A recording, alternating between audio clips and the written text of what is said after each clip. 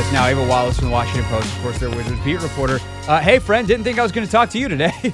Nice 5 p.m. news dump for us all on this Wednesday. Yeah, no, absolutely. So why ultimately, to cut straight to the point, did they say, despite the record and we're doing this big expansive search, they wind up coming right back to the guy who was the interim for them in the back half of last year?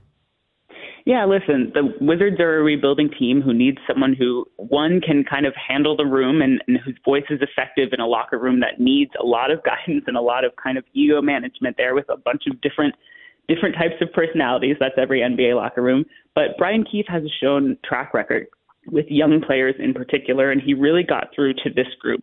This was a roster that really needed kind of a change of something to get their energy back. I saw you there, listen to you guys right before I was on. They were definitely kind of falling apart and just letting themselves get blown out in games for the first half of the season, and that was something that Brian Keefe came in and changed kind of immediately.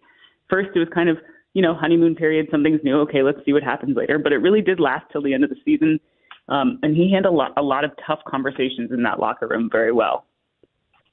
Yeah, no, I mean, the demeanor of the team and kind of the seriousness with which they took the back half of the season. Not to mention, I think, Ava, something that we talked about during his ability to get more out of guys, and specifically in the back half of the season, Jordan Poole, than was happening prior, and some of the tough conversations that had undoubtedly earned him a lot of respect.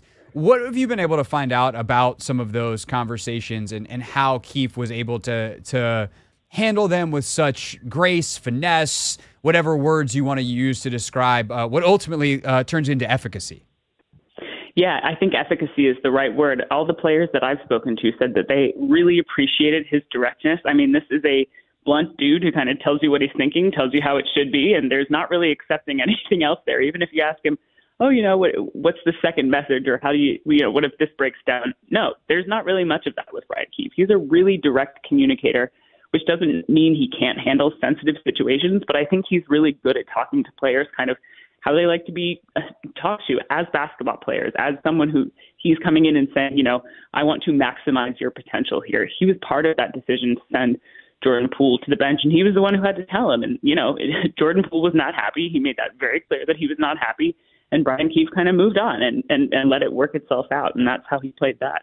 A few more quick minutes here with Ava Wallace, Wizards beat reporter for the Washington Post, on the heels of the breaking news that the Wizards have hired Brian Keefe as their full-time head coach, removing the interim tag. He's the 26th head coach in franchise history. So that bluntness, Ava, it's one thing to do that over a short period of time when you're the interim and there's kind of this just, hey, let's fight our way out of this mentality in the back half of last season. He's now in charge of the full program for hopefully a decade. Like that's of course the goal that Michael Winger and Will Dawkins would tell us all. So how does that play, and how do you think this works for him as the guy in charge with a much longer road ahead of him than just land the plane safely and get us to the end of the season?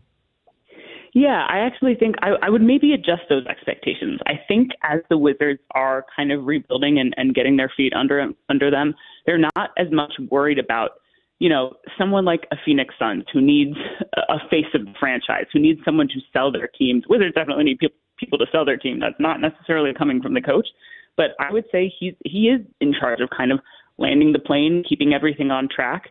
Brian Keefe has a lot of history with Will Dawkins, the general manager, and Michael Winger, the president of Monumental Basketball. They kind of all come from the same place, the Oklahoma City kind of, farm, where they all really think and grew up in the NBA in kind of the same environment.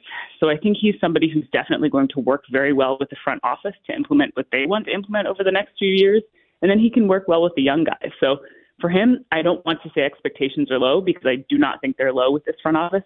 But I do think he has a really long leash to just teach these guys how to play right basketball, or basketball the right way, how to be good on court, how to be professional players, and help us grow into a team. And I honestly think they're not saying worry about the next 10 years or anything like that with the Wizards right now, because the long-term planning is staying with the front office, I think.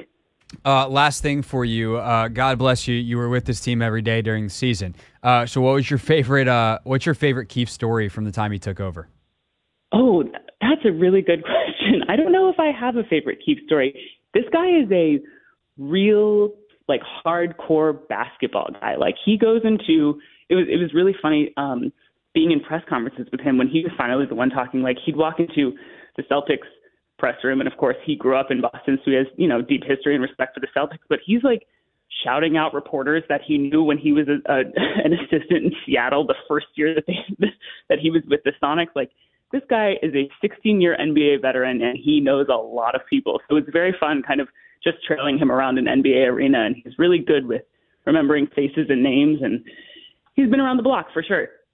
That's great, actually, and gives you, like, that is a really important head coaching trait. It's so small, but, like, you have to be good with people, and him actually knowing all that stuff is actually really encouraging, as opposed to just being, like, this basketball hard ass. It's like, do it again, which is kind of, I feel like, how some people have painted him. Ava, thank you so much for your time. I know you're very, very busy, and we'll be looking forward to what you write in the Washington Post. Thanks so much, buddy. This is the Hoffman Show on the Team 980 and the Odyssey app.